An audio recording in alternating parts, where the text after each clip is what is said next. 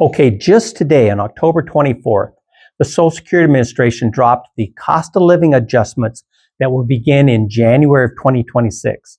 There's quite a few changes. This will not only affect those taking Social Security benefits of any kind, but also there's a few changes to those younger workers paying into the system. So I won't waste your time. We'll get right into it. We're going to take a look at how it's determined, whether it's fair, past years of the adjustment, so you can kind of get a comparison, who gets this increase, and also some of the tax limits that affect younger workers and those receiving benefits. I'll go through some examples because not everybody gets the same monthly increase. And unfortunately, there will be some downsides to this information. Now, is it fair? They use what's called the CPIW, which is the Consumer Price Index for urban wage earners and clerical workers. Now, some question whether this is really the best measure. A lot of people feel that they should be using what's called the CPIE, which is the Consumer Price Index for the elderly, which factors in a little bit more healthcare and housing expenses and less transportation and education. But unfortunately, they don't, because this does tend to be just a little bit higher. Now, what they do is they take July, August, and September of this year, the third quarter, and compare it to the third quarter of last year and see how much inflation occurred. And then that's how this is set. And of course, there's approximately 75 million Americans taking some kind of Social Security benefits. So this affects a lot of people. Okay, now, what has it been in the past? So these are all the cost of living adjustments going all the way back to 1976. You can see it has been as high as a little over 14%. But in 2021, we're experiencing quite a bit of inflation. It was at 5.9% increase that year. In 2022, it jumped 8.7%. 2023, 3.2%. Last year, it was 2.5%. By the way, some years are zero, but it will never be negative. Okay, before we actually get to the data that you need to be aware of, let me just say, I hope you hit the like button. Leave some comments below. I'd really like to hear your thoughts about what you think of the information that they put out today. Okay, now, who gets the increase? Pretty much anybody taking Social Security benefits of any kind. Retired workers, spouses and dependents, survivors, disabled workers, SSI recipients, Supplemental Security Income that stands for. By the way, that's a little bit different program, but they get the exact same cost of living adjustment. Now, let's take a look at the actual examples. For younger workers, your Social Security and Medicare taken out of your paycheck totals 7.65% for the two of those.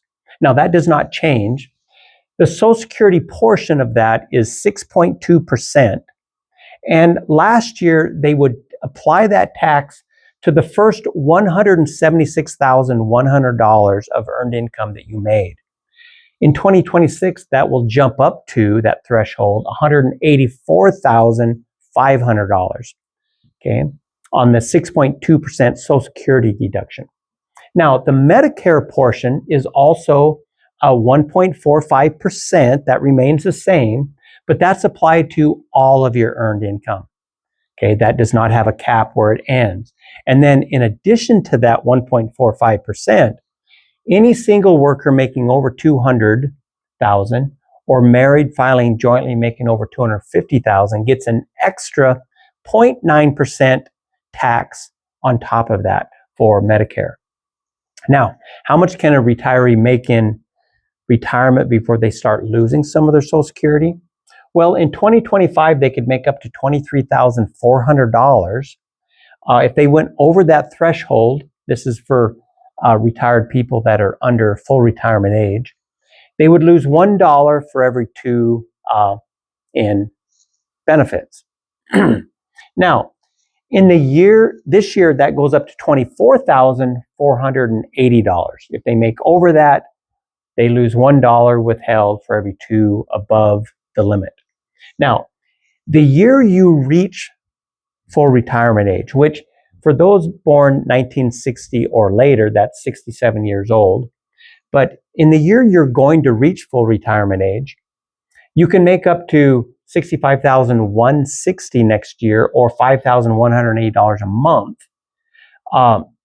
again, that only applies to the earnings before you hit full retirement age.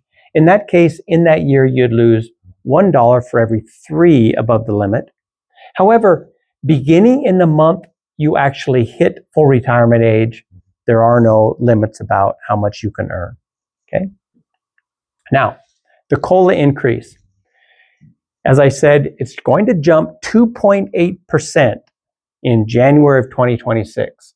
Now, their publication stated that people can expect a $56 increase, but that was a month. But that was based on somebody receiving $2,000 a month, which is about the average Social Security check right now.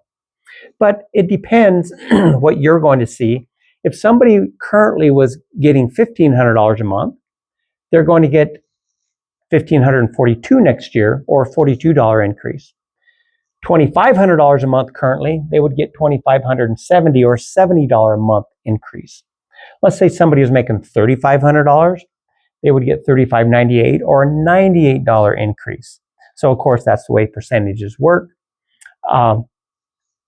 So not everybody will see the same monthly increase, but everybody gets the same percentage increase. Now, the negative thing here is you're probably not going to see all of that, because